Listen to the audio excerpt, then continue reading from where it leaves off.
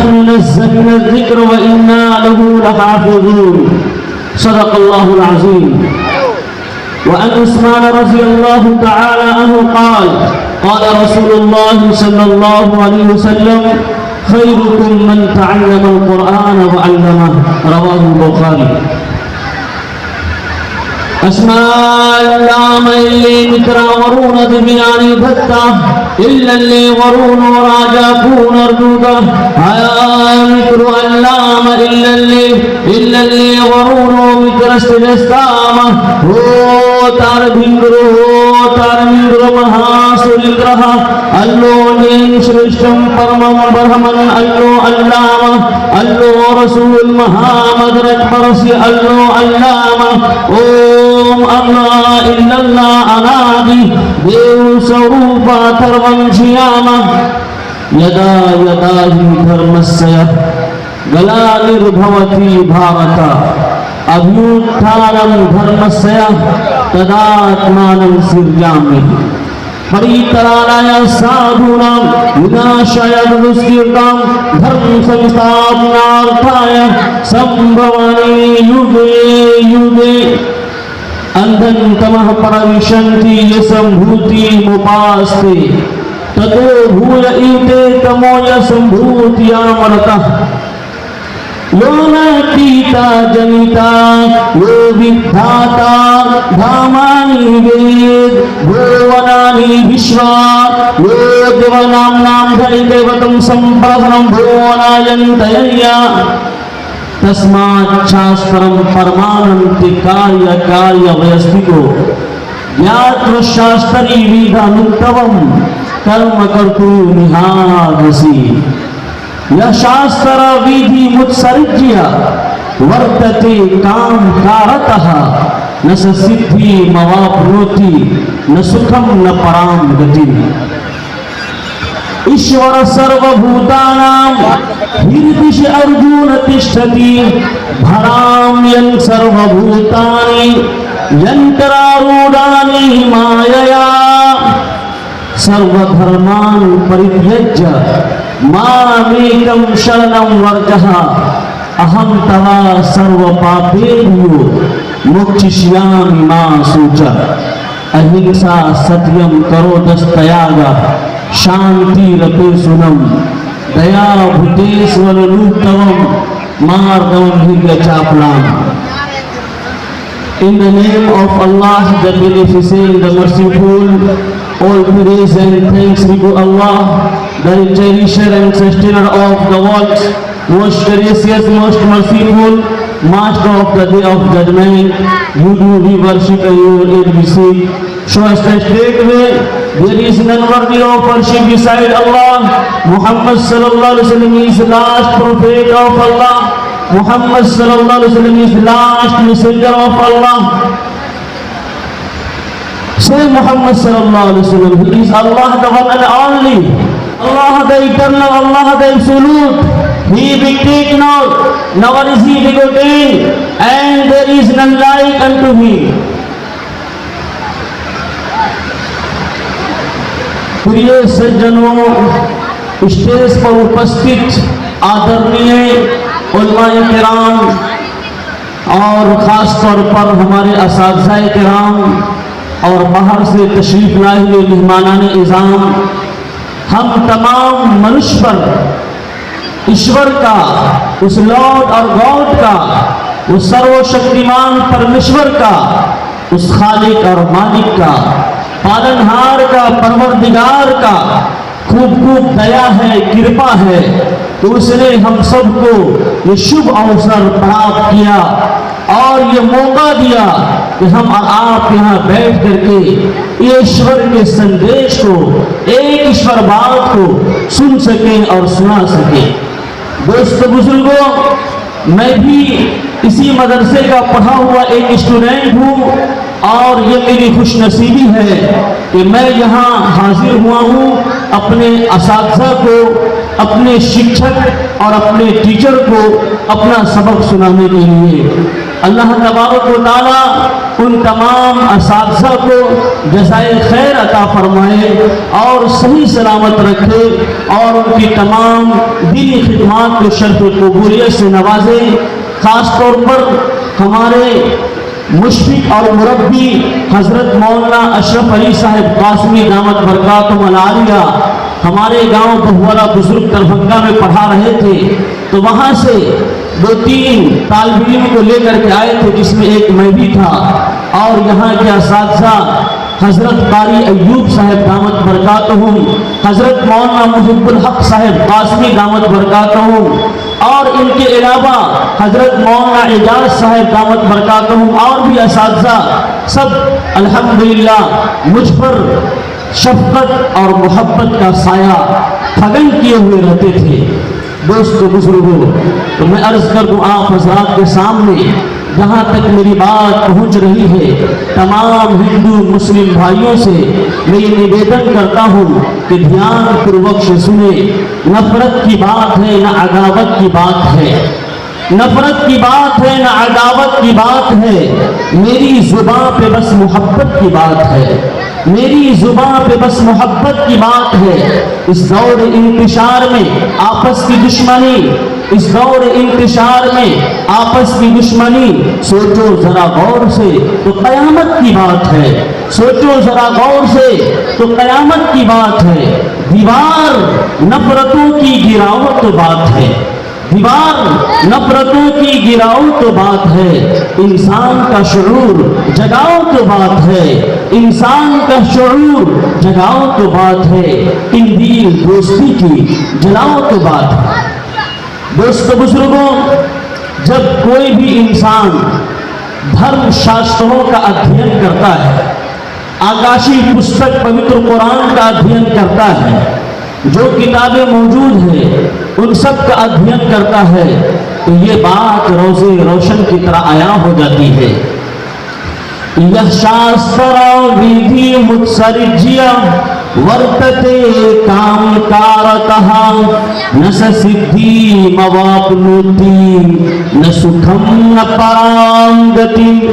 तस्मात् शास्त्रम परमाणम कार्य ज्ञात्वा शास्त्री विधानुक्तवम कर्म कर्तुमिहार्हसि। हमारे हिंदू भाइयों की एक किताब है जिसका नाम है भगवत गीता, जो आम तौर पर मिल जाती है। बाकी किताबें बहुत मुश्किल है, नहीं मिल पाती है, कुछ किताबें मफकूद हो गई है। तो ये भगवत गीता के अध्याय नंबर 16 और श्लोक नंबर 23 और 24 है। तो इसमें बताया गया कि आजकल की जो समस्या है, हर इंसान की समस्या क्या है कि न सुखम न पराम गति, न उसको सुख मिल रहा है, न उसकी आत्मा को शांति मिल रही है, न उसको अच्छी जीवन मिल रही है। और सबसे बड़ा जो इंसान का दुश्मन है वो ये सिखाता है कि अगर तुम्हारे पास दौलत ज्यादा हो जाए, तुम्हारे पास रुपया पैसा ज्यादा हो जाए, तुम्हारे पास मकानात ज्यादा हो जाए, तो तुम्हारे आत्मा को शांति प्राप्त होगी। लोग इसी के पीछे लगे रहते हैं, दिन रात मेहनत करते हैं, भाग दौड़ करते हैं, लेकिन शास्त्र के अनुसार जहां हमारा ईश्वर, हमारा लॉर्ड और गॉड, हमारा परमेश्वर ये संदेश देता है कि ऐसे क्या है कि आपको शांति नहीं मिलेगी। शांति कैसे मिलेगी? कि यह शास्त्र विधि मुत्सर्ज्य वर्तते काम कारतः, न स सिद्धि मवाप्नोति न सुखम न पराम गतिम। तस्मात् शास्त्रम परमाणम ते कार्य व्यवस्थितो ज्ञात्वा शास्त्री विधानुक्तवम कर्म कर्तुमिहार्हसि। कि शास्त्र गुजारेगा और ईश्वर का जो आदेश है उसके मुताबिक जीवन गुजारेगा। और ईश्वर हर वक्त में, हर युग में अपनी तरफ से टीचर और गुरु भेजते रहे सच्चे मार्ग के लिए, सच्चा रास्ता दिखाने के लिए। तो जो उसकी इत्तिबा करेगा, उसको फॉलो करेगा, उसकी पैरवी करेगा, उसको शांति मिलेगी।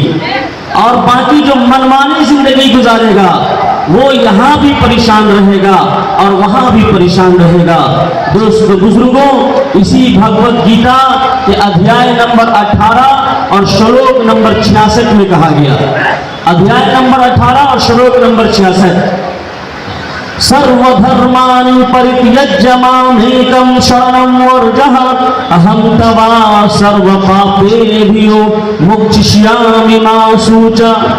कि तमाम गलत रीति रिवाजों को छोड़ दो, जो तुम्हारा बनाया हुआ बिदअत और खुराफात का रास्ता है, वो सबको त्याग दो, छोड़ दो और एक ईश्वर की शरण में आ जाओ, जो उसका नियम और कानून है उसका पालन करो, वो ईश्वर तुम्हारे पापों को हरण कर देगा। दोस्तों बुजुर्गों, और आजकल आप देखते हैं कि सब लोग अपने मुखरे को, अपने चेहरे को सजाने की कोशिश करते हैं। लड़कियां तो लड़कियां, लड़की भी आजकल क्या है कि अपने कान में वो इयरिंग पहनना शुरू कर दिए हैं, बाला पहनना शुरू कर दिए हैं और इस तरह का भड़कीला रंगीला लिबास पहनना शुरू कर दिए हैं। तो श्री कृष्ण जी ने यह आदेश दिया, किसको दिया? श्री अर्जुन जी को, और कहा कि ईश्वर सर्वभूतानां हृदि अर्जुन तिष्ठति भराम्यं सर्वभूतानि यंत्रारूढ़ानि मायया। कि ऐ अर्जुन, ये आदेश दुनिया वालों को दे दो कि ईश्वर तुम्हारे मुखरे को नहीं देखता है, तुम्हारे हेल्थ और बॉडी को नहीं देखता है, बल्कि वो तुम्हारे हृदय को देखता है और वहां उसकी रहमत और बरकत अवतरित होती है। हृदय में क्या है कि वो निवास करता है और हृदय में वो क्या करता है? अपनी खास रहमत नाजिल फरमाता है। और अंतिम महर्षि कल की अवतार नराशंस जनाब मोहम्मद रसूलुल्लाह सल्लल्लाहु अलैहि वसल्लम ने इरशाद फरमाया, हजरत अबू हुरैरा रज़ियल्लाहु ताला अन्हु रावी हैं, फरमाया इन्नल्लाह ला यंजुरु इला अजसामिकुम वला इला सुवरिकुम वलाकिन यंजुरु इला कुलूबिकुम व अमालिकुम। ऐ लोगों सुनो, अल्लाह ताला तुम्हारे शक्लो सूरत को नहीं देखता है, तुम्हारे हेल्थ बॉडी को नहीं देखता है, बल्कि वो तुम्हारे दिल को देखता है और तुम्हारे आमाल को देखता है। मुस्लिम शरीफ की रवायत है, इसलिए अपने हृदय को पाप से, गुनाहों की नजासत और गलाजत से पाक करें और किसी को कोई कष्ट न दे, किसी को कोई तकलीफ न दे। दोस्तों बुजुर्गों, अगर हम लोग चाहते हैं कि फिर से हमारा भारत देश अखंड भारत बन जाए, सोने की चिड़िया बन जाए, तो जिस तरीके से पहले के दौर में एक प्लेट के अंदर मौलाना साहेब, पंडित साहेब खाना खाते थे, प्रेम के साथ रहते थे, हिंदू मुस्लिम प्रेम के साथ रहते थे, शांति के साथ रहते थे, उसी तरीके से अभी हमको और आपको प्रेम और शांति के साथ रहना पड़ेगा। तब हमारा भारत देश फिर से क्या है कि सोने की चिड़िया बन जाएगा।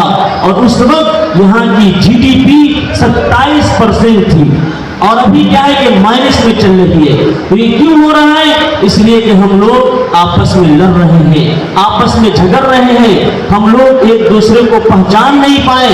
और जब भाई भाई में नफरत पैदा हो जाती है, पहचान नहीं पाता है, तो फिर क्या होता है कि झगड़ा लड़ाई शुरू हो जाती है। ये 3 कारण बताए जाते हैं, ओट, नोट और खोट। ओट, नोट और खोट 3 कारण हैं आपस में झगड़ा करने के। ओट के चक्कर में रुपया पैसा माल जायदाद के चक्कर में लड़ाई झगड़ा लोग करते हैं। और क्या है कि ओट जो सरकारी राजनीति लोग करते हैं, वो आम पब्लिक को लड़ा देते हैं और वो अपने एरोप्लेन पे, हेलीकॉप्टर पे क्या है वो घूमते हैं और आम पब्लिक को क्या है कि मूर्ख बना देते हैं। तो दोस्तों बुजुर्गों, ऐसे नेताओं से होशियार रहना चाहिए। कुछ नेता हैं जो ईमानदार हैं, जो पब्लिक की सेवा करते हैं, आप उनका सपोर्ट कीजिए और क्या है उनको आगे बढ़ाइए। लेकिन जो पब्लिक को चूसते हैं, आप उनको हटाइए। तो ओट, नोट और खोट। और खोट क्या है कि जैसा कि मैंने अर्ज किया कि श्री कृष्ण जी भी आदेश दिया कि हृदय को पाप से पाक रखो। और अंतिम महर्षि जनाब मोहम्मद रसूलुल्लाह सल्लल्लाहु अलैहि वसल्लम ने कहा कि अपने दिल को पाक और साफ रखो। दोस्तों बुजुर्गों, सारे मनुष्य का एक ही माता और पिता है, एक ही बाप है। हमारे हिंदू भाइयों की एक किताब है जिसका नाम है भविष्य पुराण, तो उसके अंदर कहा गया प्रथमा मनुषा आदमा पत्नी हव्यवती स्मृता, कि फर्स्ट में पहले इंसान आदम है, उसकी पत्नी हव्यवती है। और अंतिम पुस्तक पवित्र कुरान को आप खोलेंगे, उसमें देखेंगे 26वें पारे में कहा गया या अय्युहन्नास इन्ना खलकनाकुम मिन ज़करिन व उन्सा वजअलनाकुम शुऊबन व क़बाइल लितआरफू। ए लोगों, O mankind we created you one person, एक इंसान के जरिए तुम्हारी तख्लीक की गई है और ये कबीले, ये अलग अलग जो लोगों को बनाया गया, इसका मतलब है लितआरफू, इंट्रोडक्शन के लिए, परिचय के लिए। ये कोई फख्र और गुरूर के लिए नहीं, कोई तकब्बुर और घमंडी के लिए नहीं।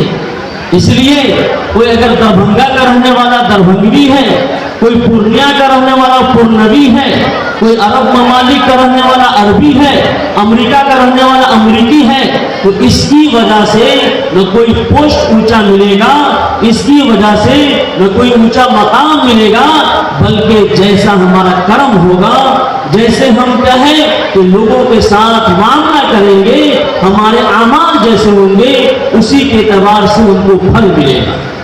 तो ये सब परिचय के लिए है, इंट्रोडक्शन के लिए, और इस पर फख्र और गुरूर करना गुनाह करार दिया गया। इसलिए सब लोगों को आदमी कहा जाता है। तो आदमी कहने का कारण यही है कि सब आदम की संतान है, आदम के बच्चे हैं, आदम के पुत्र हैं। और एक बात आप याद रखिए कि आदम अलैहिस्सलातु वस्सलाम को सबसे पहले अल्लाह तबारक व तआला, जो हम सब का लॉर्ड और गॉड है, हम सब का रचयिता है, हम सब का क्रिएटर है, उसने उनको स्वर्ग में रखा था। कहाँ रखा था? स्वर्ग में, जन्नत में, बहिष्ठ में रखा था। उसके बाद उनकी पत्नी को वहीं पैदा किया और वहीं निकाह हुआ। सबसे पहली शादी, विवाह कहाँ हुआ? जन्नत के अंदर हुआ, स्वर्ग के अंदर। आदम अलैहिस्सलातु वस्सलाम का निकाह दादी हव्वा अलैहिस्सलातु वस्सलाम से। फिर उसके बाद दोनों को दो जगह अवतरित किया गया। अपने अखंड भारत था श्रीलंका, तो वहां आदम अलैहिस्सलातु वस्सलाम को अवतरित किया गया। और जद्दा जो वो अरब ममालिक के अंदर है, वहां क्या है कि हव्वा अलैहिस्सलातु वस्सलाम को अवतरित किया गया। फिर दोनों को मिलाया गया, फिर दोनों से संतान बढ़ी, इंसानों की तादाद बढ़ती गई और इतनी अच्छी खासी तादाद माशाअल्लाह आज आपकी नजरों के सामने है।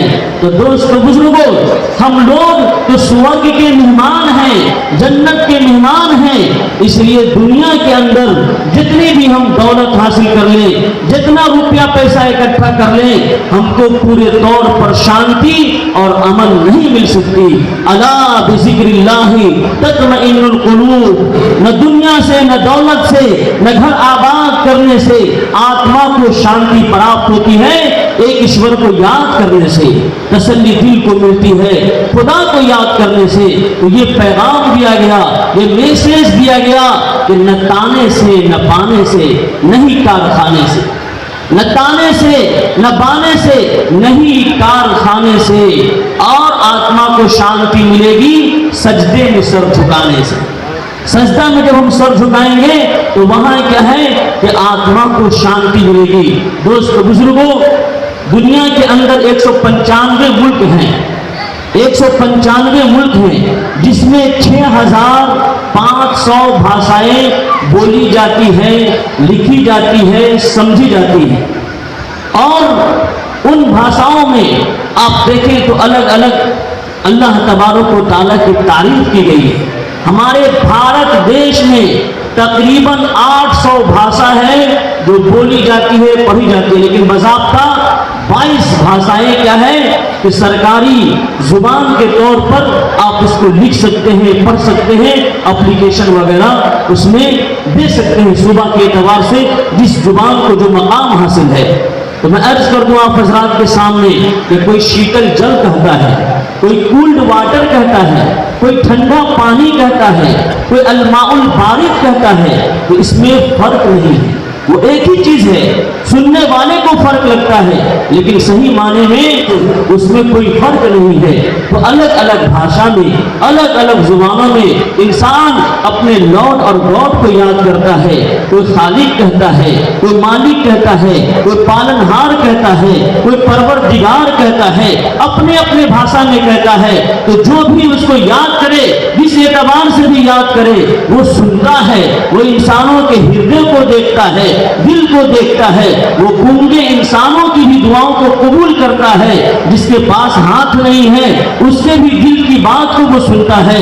दोस्तों बुजुर्गों, इसलिए अपने दिल को पाक और साफ रखें, और जो गलतफहमियां हिंदू और मुसलमान के अंदर फैला दी गई है उसको दूर करने की जरूरत है। अगर दाहिना हाथ की तरह हमारे हिंदू भाई हैं तो बायां हाथ की तरह मुसलमान भाई हैं। अगर एक हाथ को काट दिया जाएगा तो आदमी लुल्हा हो जाएगा, फिर मुकम्मल नहीं रहेगा। अगर दायां पांव की तरह हिंदू भाई है तो बायां पांव की तरह मुसलमान भाई है। अगर एक पांव को काट दिया जाए तो जिंदगी भर के लिए आदमी लंगड़ा हो जाएगा, लंगड़ा हो जाएगा, ऐबदार हो जाएगा। अगर क्या है कि राइट जो आंख है हमारी दाहिने वाली, उसकी मिसाल हमारे हिंदू भाइयों की है, बाएं आंख की मिसाल हमारे मुसलमान भाइयों की तरह है। अगर एक आंख फोड़ दिया जाए तो आदमी काना हो जाएगा, अंधा हो जाएगा, मुकम्मल नहीं रहेगा।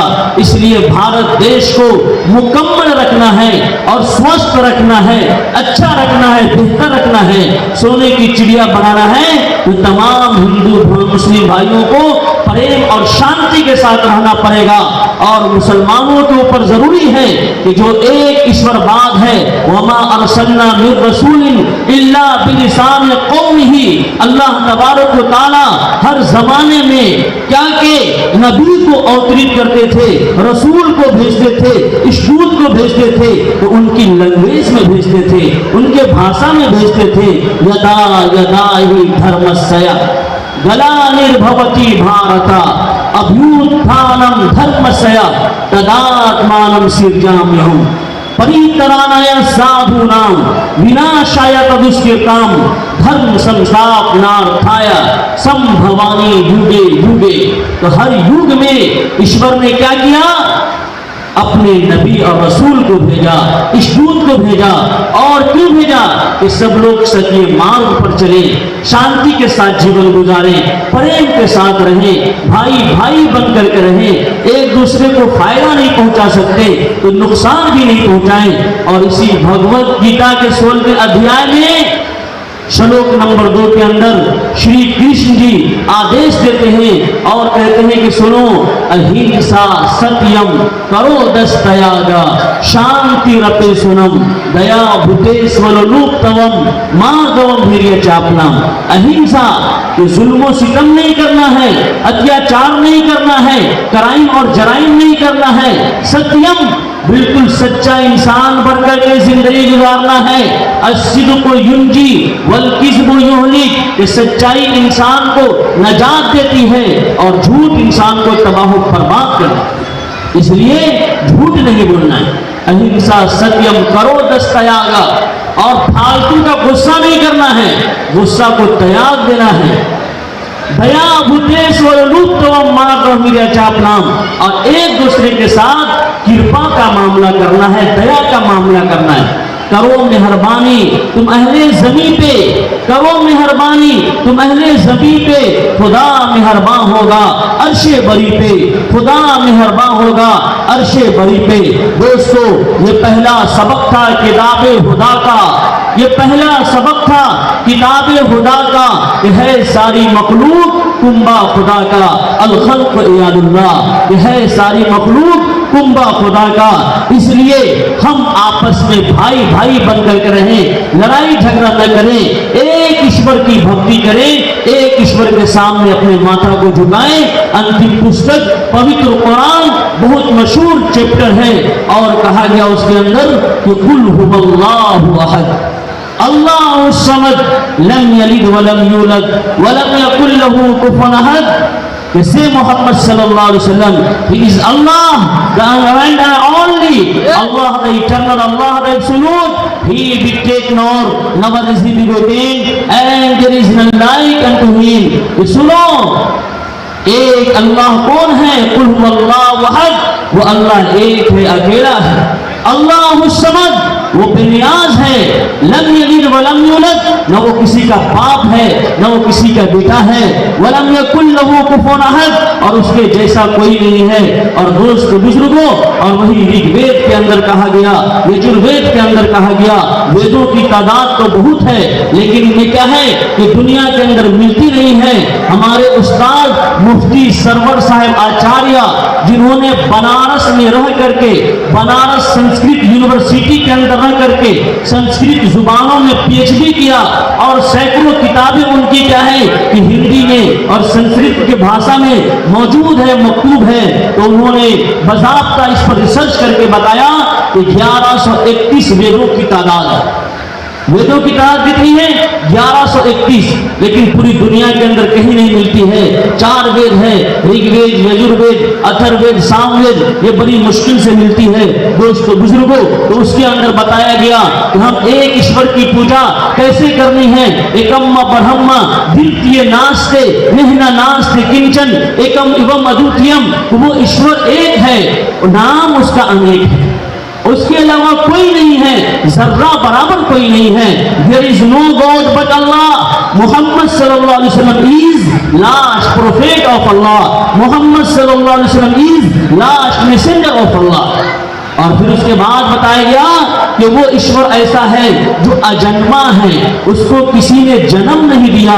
लम यलिद वलम यूलद, यानी वो न किसी का बाप है और न उसकी क्या है कि कोई औलाद है, अजन्मा है। और तीसरी चीज बताई गई कि वो अमर है, कभी मरता नहीं है। अल्लाहु ला इलाहा इल्ला हुवल हय्युल क़य्यूम, जो ईश्वर है जिंदा जावेद है और लोगों को जिंदा रखे हुआ है, वो कायम रहने वाला है और दुनिया को कायम रखे हुआ है। तो इस ईश्वर की भक्ति करनी है, अविनाशी है, उस ईश्वर का कभी नाश नहीं हो सकता, वो कभी खत्म नहीं हो सकता दोस्तों बुजुर्गों। और यजुर्वेद में कहा गया कि नतस्य परातिम असति यस नाम महद्दशा, कि वो ईश्वर ऐसा है कि हम उसका स्टेचू नहीं बना सकते, उसकी मूर्ति नहीं बना सकते, उसका इमेज नहीं बना सकते, उसका फोटो नहीं बना सकते, उसकी तस्वीर नहीं बना सकते। वो ईश्वर ऐसा है जिसकी कोई तस्वीर नहीं है। तो उस ईश्वर की भक्ति करनी है। उसके अलावा अगर हम दूसरे तीसरों की भक्ति करेंगे, जड़ पदार्थ, आग, पानी, हवा, इसकी भक्ति करेंगे, इसकी पूजा पाठ करेंगे और उस ईश्वर को हम भुला देंगे, तो फिर हमारे लिए नर्क है।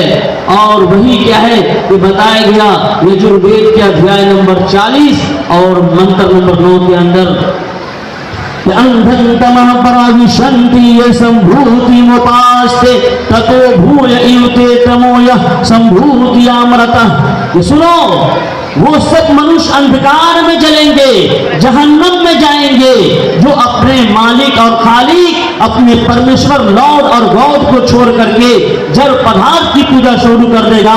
धरती, चंद्रमा, सूरज और दरिया, इसकी पूजा करने लगेगा तो ये सब अंधकार में जाएगा। इसलिए एक ईश्वर की भक्ति करनी है, उसी के सामने माथा झुकाना है, उसी से मांगना है। मांग जो कुछ मांगना है खालिक गफ्फार से, मांग जो कुछ मांगना है खालिक गफ्फार से। तेरी हर हाजत रवा होगी उसी दरबार से, तेरी हर हाजत रवा होगी उसी दरबार से। उसके दर को छोड़कर जाता है तू क्यों गैरों के पास, उसके दर को छोड़कर जाता है तू क्यों गैरों के पास। जो कुछ मांगना है मांग अपने पालनहार से, तेरी हर हाजत रवा होगी उसी दरबार से। दोस्तों बुजुर्गों, हो जिसमें इबादत का धोखा मखलूक की वो ताज़ीम न कर, वो जिसमें इबादत का धोखा मखलूक की वो ताज़ीम न कर। और जो बताया गया इन्ना शिर्क लज़ुल्मुन अज़ीम, तो वो जिसमें इबादत का धोखा मखलूक की वो ताज़ीम न कर। जो खास खुदा का हिस्सा है बंदों में उसे तकसीम न कर, जो खास खुदा का हिस्सा है बंदों में उसे तकसीम न कर। तो मैं ये मुख्तसर से वक्त में मुख्तसर सी बात शायद कि उतर जाए आपके के दिल में मेरी बात दोस्तों बुजुर्गों, तो मैंने चंद चीजें अर्ज की कि एक ईश्वर की भक्ति करनी है और जो वक्त का नबी होता था उसकी इत्तिबा करनी है। ए तस्मिनन करे मलेच आचार्यन समन्विता महामद इतिहयात शिष्य सा का समन्विता, कि नबी आते रहे आखिर में नबियों के इमाम आए, नबी आते रहे आखिर में नबियों के इमाम आए, वो खुदा का लेकर आखिरी पयाम आए, वो खुदा का लेकर आखिरी पयाम आए। हैं बेशक बशर लेकिन तशहुद में अजानों में, है बेशक बशर लेकिन तशहुद में अजानों में जहां देखो खुदा के बाद उनका नाम आए सल्लल्लाहु अलैहि वसल्लम। है बेशक बशर लेकिन वेदों में पुराणों में, है बेशक बशर लेकिन वेदों में पुराणों में जहां देखो खुदा के बाद उनका नाम आए। कहीं मोहम्मद है, कहीं महामद है, कहीं कल की अवतार है, कहीं नराशंस है, तो उनकी इत्तिबा करनी है तमाम धरती वालों के लिए। उसमें सफलता है कि हम उसको शिक्षक और गुरु मान करके जीवन गुजारें और अपनी परेशानी का समाधान पाएं। दोस्तों बुजुर्गों, इसलिए मैं बार बार जहां भी जाता हूं तो तीन चीज को खास तौर पर रखता हूं, एक ईश्वरवाद और वक्त के रसूल की इत्तिबा। और अभी कौन वक्त चल रहा है?